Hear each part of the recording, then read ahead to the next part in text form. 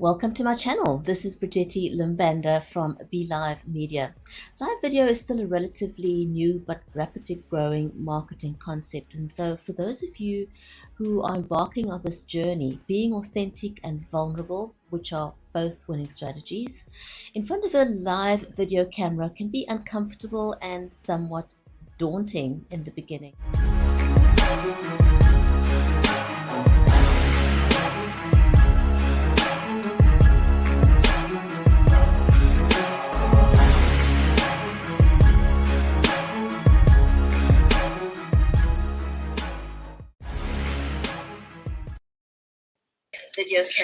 Welcome to the CuppaChino Club's social TV channel. An empowered woman is someone who knows her strengths and isn't afraid to embrace it. And so we're invited to join us in our COVID-19 conversation series that aims to inspire, encourage, and empower through conversations.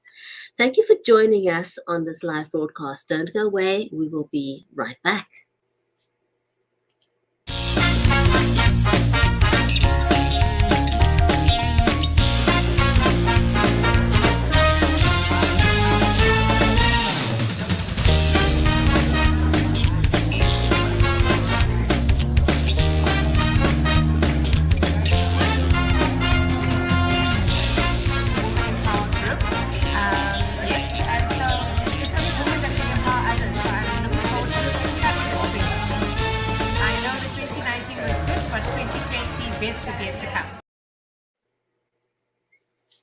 If you are just joining us on the CuppaChino Club social TV channel, welcome to the show. I'm your host, Brigetti Limbanda. I am incredibly passionate about responsible social media advocacy. And so talking about COVID-19 in a responsible manner is what we do on this channel. And every day I say this, and I'm not going to stop saying it, but I have to keep pinching myself. Today's day 46 of lockdown in Cape Town, in South Africa, not just Cape Town, all over the country. And my amazing co-host is Viola Manuel. She's an accomplished senior executive. She was the CEO of the Cape Chamber of Commerce and Industry, as well as the Executive Director of the Cape IT Initiative. But currently she's serving as a non-executive on the National Sea Rescue Institute, as well as being the Deputy Chair of the Cape Town Stadium. Viola also has two entrepreneurial ventures of her own. One is G&V Retail, as well as Afri Wellness. And as she always very, very fondly says on the show, above all else in the world, her greatest achievement is her 10-year-old son, Shay, who is awesome. We've met him. In fact, we've actually had him on the show. Viola, welcome to the show. How are you? I'm very well, thank you. Thanks very much. It's been a good day today. Just one of those days where it's one Zoom meeting and then another Skype meeting and then another, Microsoft Teams meeting. And it's just, and I know we are going to come out of this whole COVID experience with at least new terminology and new language, because somebody needs to come up with a word that describes the confusion that you face when you know that you found somewhere there's a Zoom link and you just can't seem to find it. So that's what happened to me this morning. I experienced whatever that word is. And I just, I know that I saw the link somewhere and I try so desperately, what is happening with, once if the message is sort of very long on your calendar, it hides the link. So you actually have to go and find the link. So today was one of those days, and you're just trying to figure out, is it Skype, is it Zoom, is it Microsoft Teams, what is next, So, and then I did a very interesting article from the founder of LinkedIn, who was talking about building in buffering between your meetings. You have to have a buffer, just like a 15-minute break that allows you to just breathe, grab a cup of coffee, stretch your legs, have a comfort break. And it was very interesting that I sort of stumbled on that article today, because today I should have read that article yesterday and I would have probably requested a little bit of a buffer. But, it's just a tense time for business now. Everybody is having to readjust budgets. Everybody is starting to have conversations about different scenarios. You're trying to create a worst case scenario and a sort of medium, sort of middle of the road scenario. So everybody's having really the same conversations, especially when it comes to income and expenses and all of those good things. So, not fun meetings to be in at the moment. Just lots of meetings talking about how to position ourselves, and a lot of guesswork going into things now. Like when do we suspect level 3? When do we suspect this thing to peak?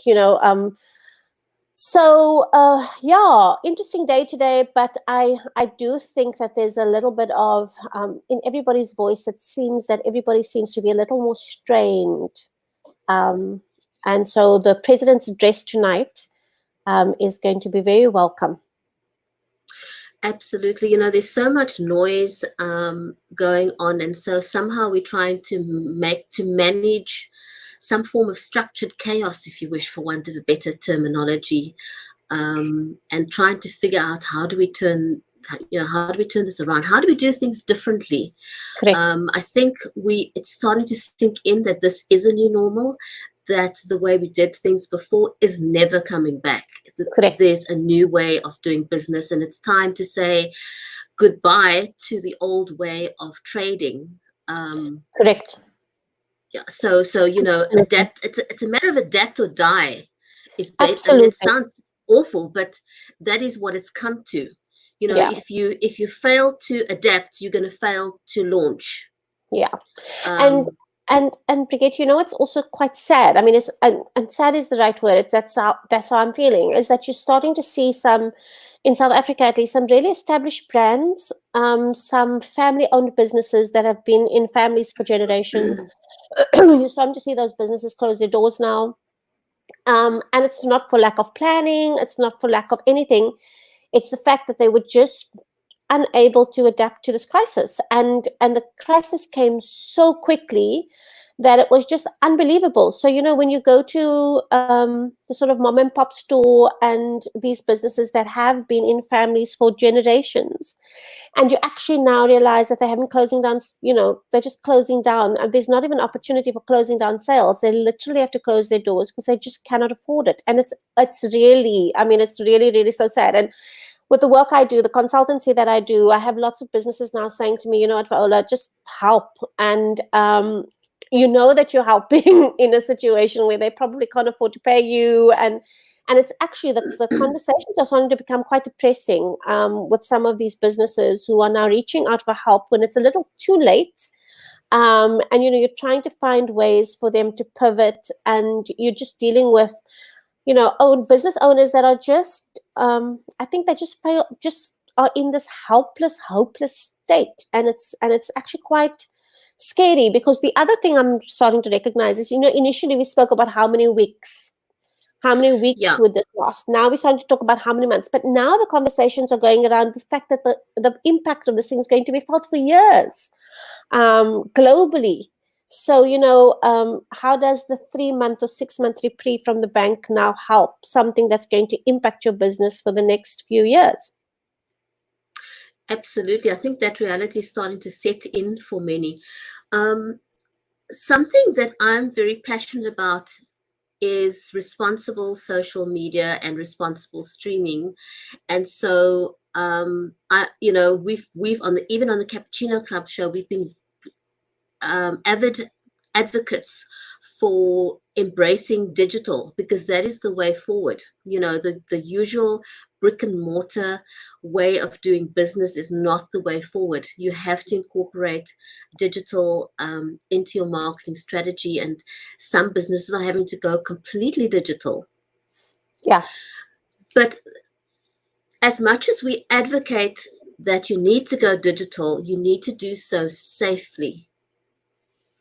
And Yes. a lot of people, I'm finding, may not be aware of the fact that there are so many checks and balances that you need to put into place. Because initially, when COVID-19 came about, there was a lull in cyber attacks.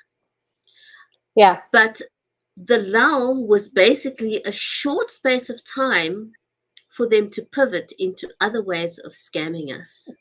Yes. That is all it did. That is all it did.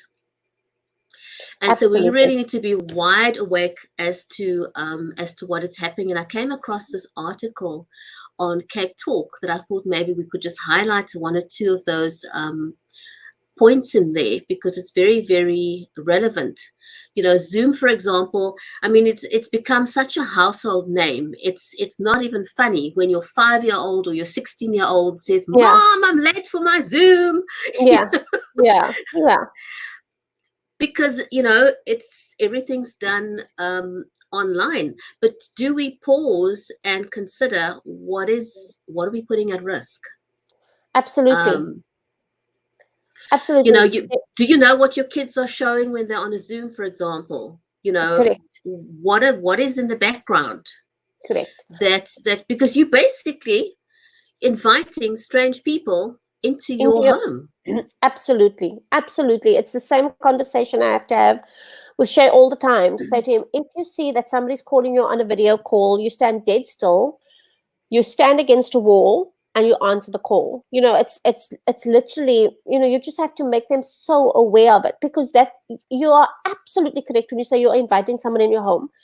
And what people don't realize is that very often those phone calls, and walking around on a video call with somebody strange, is actually just opening you up to so much. And one of the things, you know, that we've been talking about, you and I have been talking about as well, in terms of, you know, sort of bring my own device, with work especially, you businesses are putting themselves at tremendous risk, because I've got my laptop, I may not have kept my sort of the software that I need in terms of security and viruses, I'm not keeping that up to date.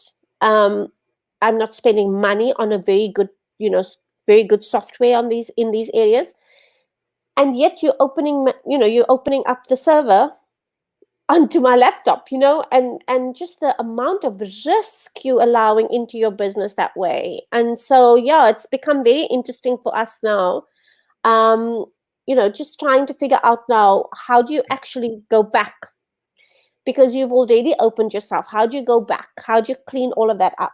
So those are conversations. And again, Brigitte, it comes back to our conversation that businesses are so cash strapped. They are so cash strapped. They're now having to make financial outlays in terms of getting their businesses ready for opening up during level 4. Now we're asking them to start looking at software, security software for their businesses, which has got to be applied onto all the devices. And for a small business owner with 3 or 4 people, this is quite an expense. Absolutely. So, you know, one of the things I personally have been experiencing in the last couple of weeks since we've been in lockdown is the sheer volume of emails that I'm getting. You know, I'm spending so much time deleting emails. And I've been talking about this a few times. You know, is it my imagination? But just the sheer volume of junk mail has increased. And the article that I found on Cape Talk on cybersecurity said it's not your imagination. We're all getting more spam. We're getting unsolicited messages sent to advertise or to gain personal information, usually. And there's been massive spikes in cyber attacks across Africa. And some of the findings, I mean, they've actually got the figures, so it's not in my head, it's not my imagination. They're saying that spam is up by 46%. That's a huge Wow. amount. Impersonation is up 75%. These are huge figures. So impersonation is somebody sort of impersonating a banker, or impersonating a call center agent. Correct. I actually had someone on one of the other shows a while back, and Professor Mitrovic. And, you know, we painted one scenario, for example, where you get an email and it's from the CEO saying, can you pay this bill? And, you know, here's my authorization. And you suddenly realize, oops, I forgot, I don't have the company credit card with me. But, you know, it's been authorized by the CEO, so it's going to be no problem. I'll just use my own credit card and I'll get a refund. So you go ahead and you process the transaction, and an hour or two later, you send the CEO a message to say, I've paid the bill. And he says, well, what bill? And you go, oops. So, who's liable? That's how easy it is for an impersonation to happen. It's Wow. Yeah. So malware is up 385%. Phew. Unsafe clicks by users this is staggering. Unsafe clicks by users is up by a staggering 97%. That's massive. Wow. And addition to this, Mimecast has detected 115,000 fake COVID-19 websites designed to steal personal information over the last 3 months. Wow. Are these global figures, or these must be global? No, this figures? is Africa. This is Africa. Wow. This is sub-Saharan Africa across the first quarter of 2020. Oh my goodness, that's amazing. That's like mind-boggling. It's hard to even wrap your head around this, And Yeah. the sad thing is that this happened so quickly. I mean, if somebody said to you and I just 3 months ago that we'd be in this position, we'd say, you ought to be kidding me. It's like, no way, this wouldn't happen. The Italians are dealing with this. It's never going to get here. It's not going to get. Yeah. If somebody said to you 3 months ago, we'd be locked behind our doors and we can't do yada yada yada, you'd be saying you're crazy. It's never going to happen. We won't allow it to happen. But here we are. Yeah. And so employees didn't have time to gear up their staff to work from home. Agreed. Absolutely. I mean, I just think of the Old Mutual scenario. I mean, literally within 2 days, they needed to put everything onto every single staff member's laptops, and then they closed the campus. I'm talking about Cape Town, the campus in Pinelands. Within 48 hours, that campus was closed down. They had everybody working from home, and just some of the organizations that we know, some of the bigger organizations are just, it fascinates me at how quickly everybody was just sent off to, go home. But it was in the midst of this crisis and this, all the new terminology. It was so unknown to us. Nobody understood what lockdown meant. Nobody understood what hard lockdown meant. Nobody understood what the impacts would be. And we keep talking about the unintended consequences. Nobody understood what the unintended consequences. We had no idea. And some of the brightest minds couldn't tell us what all of it meant. And every country, I think, has experienced lockdown differently. So as much as Europe had already started lockdown and was experiencing lockdown, I don't think any of the other countries truly understood what it would be like in their context. I'm still trying to get my mind around the numbers in the Western Cape. Why are the numbers in the Western Cape as high as they are? Our death rate, our infection rate, why are our hotspots, the stores and the malls, what is it that we should be doing that we're not doing? And we're talking about one country, South Africa, where you've got such massive disparity in terms of response to COVID-19 and level 4. So, it's mind-boggling. So when you start talking about cybercrime, it's within this unknown, crazy context that these guys have just been doing what they do best. Yeah, they certainly have not gone to sleep, and they've certainly been quick on the button on pivoting and finding interesting ways of scamming us. And one of the things that we can start off with, if working from home, is to make sure that you have a strong Wi-Fi password. Yes. And one of the big things, and we've talked about this often in the show as well, is people sharing links. Everybody sort of wants to be the first to share without checking that the information is factual. If it's not coming from a credible organization. Just one case in point, I don't know if you got a copy of this pandemic video as well, that most people have been sharing prolifically as the gospel truth out there, without fact checking, without taking the time to really see, is this a fact? I think every show we're asking people to hit the pause button, and to stop sharing. Don't click on links if you don't know the source of something. Double check the link. If you get an email, make sure that it's not an email that's been spoofed. Make sure that before you open up anything, that it's authentic. And it still boggles my mind that so many people still get into fraudulent bank transactions. The bank never sends you a link and say, click on this link. Banks do not do that. Banks don't send you anything saying, we're verifying your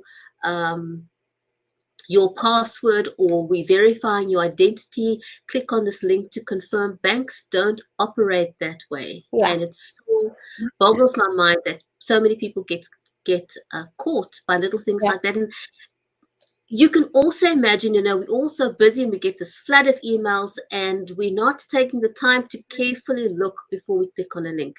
We do need to be a lot more vigilant.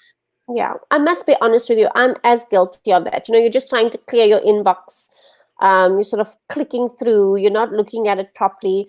And then there's the other cybercrime that's also going to, in my mind, definitely pick up. The romantic cybercrime, where you're looking for that lonely lady. And with being under lockdown now, with this hard lockdown and people not being able to interact with other people, they're, of course, reaching out to social media to interact with people, and they're sharing way more than they should in terms of social media, or more than they would under normal circumstances, because people just have the time. They have the time now to sort of put their story onto social media, to talk to other people, to reach out, to befriend other people. And it is the absolutely perfect circumstances now for these individuals who are looking to identity theft, who are looking to engage in romantic relationships with people, so that they can steal money, they can steal, your dignity, it's crazy. So, there's just like so much opportunity right now that it's almost like society is ripe for these kinds of criminals now. It's, this kind of criminal behavior is going to be absolutely rife. And I think we just need to be warning our viewers that this is something that we should be looking out for. And those numbers that you've mentioned on that article, they're just staggering. They're just absolutely mind-blowing. But it's absolutely true. We have to just be aware of it and be a lot more careful. So something that, we're almost out of time, but something I do want to mention is, over the last couple of years, I think we've all been aware that, the sheer volume of fake profiles on the Facebook platform. But something I'm seeing an increase in as well is the volume of fake profiles on LinkedIn. So we need to, even on LinkedIn, be very careful before we accept friend requests from people we don't know. In fact, LinkedIn actively promotes that you only connect with people that you know. Yeah. I, for example, I receive many friend requests, but I definitely go and check people's links, see what their level of engagement was, see how many people we know in common. And if I have any doubts, I will reach out to people we know in common and say, do you know this person personally? Yeah. And you'd be surprised to see how often I have come across situations when I've reached out to someone and said, I received a friend request from Joe Soap, and Joe Soap says he's a friend of yours, and I'm checking, and they'll say, well, no, I don't know Joe Soap. Yeah. And that's an immediate red flag not to connect with that person. Yeah. But I think it is simply taking the time to check you know, are you connecting with a real person? And they're Yeah. very good. You know, there are certain telltale signs where you can tell it's a fake profile, but you do need to take the time to have a look at the details. Yes. Because they steal people's photographs. That's another big thing. They steal, you know, another form of impersonation is stealing people's photographs off the internet Yeah. and using that to create a fake profile. So Yeah. be extremely careful, you know. Yeah. So I think, yeah, just be vigilant, you know, be aware that this is happening. And I really do think that businesses need to start adding this line item to budgets. And that is just upgrading your safety and your security for your business's sustainability as well, not just because we've got, you know, it's absolutely something that must be considered. You have to start looking at it. You have to start taking it very seriously. You need to be talking to your staff about where they leave their devices, about their passwords, especially if they're going to be having some of the IP of your business on their own personal devices. These conversations you must actually have these conversations before it's too late. You know, another thing that we need to consider if we are parents with young people in the home is that if we're using our devices for business, you know, I hear so many parents are sharing devices with their children at home. So do you know if you use that device for business, do you know what your child is doing on your device? Yeah, That's another security issue or aspect of security that we need to be attentive to. Is absolutely. what are children doing on our devices, and are we compromising um, our business and personal security when we allow the children to use our devices? So, you know, supervision is key. You need to know what your children are doing on your device. Yep, absolutely. I think that's about it for today, other than we are looking forward to the state president's speech this evening to Yep. see what updates are there. Oh, there was a very interesting update. I think that was promulgated today. They added some more clothing items and things that people are having a difficult time making sense of. So those Yeah. are gazetted. So if you want to know what the list is, that's there. And hopefully we'll see if we can get some more clarity moving forward. I haven't checked, Viola. Was there any announcement with regards to schools today? That's supposed to be tomorrow. Is it So the tomorrow? minister is Tomorrow. supposed to on Thursday. Yeah, tomorrow's Thursday. She's supposed to make an announcement. The rumor mill's flying. It's flying around that the 1st of June will be the date that the kids go back to school. But again, you know, I'm very scared of even mentioning the rumor because somebody might just take it out of context here and stick it onto some platform and say Viola said. So yeah, but we should know by tomorrow. We should have a little more, and I think maybe even the president might be talking about that this evening as well. Yeah. And we were just having that conversation a few days ago that we would like to hear from him again. You know, I so know. it's a good thing that he's going to be addressing the country, and just I think just the comfort that we get from him. You know, just knowing that he's being directed by the right people. People within the know, and so on. So, yeah, everybody have a good evening. Thank you so much for joining us today. And yeah, we have our show scheduled for tomorrow, and we'll probably pick up on some of the things the president said. Absolutely. Thanks for joining us live, and thank you to everyone catching the show on the replay. And we'll see you tomorrow. Stay safe, everyone, and goodbye for now. Bye bye.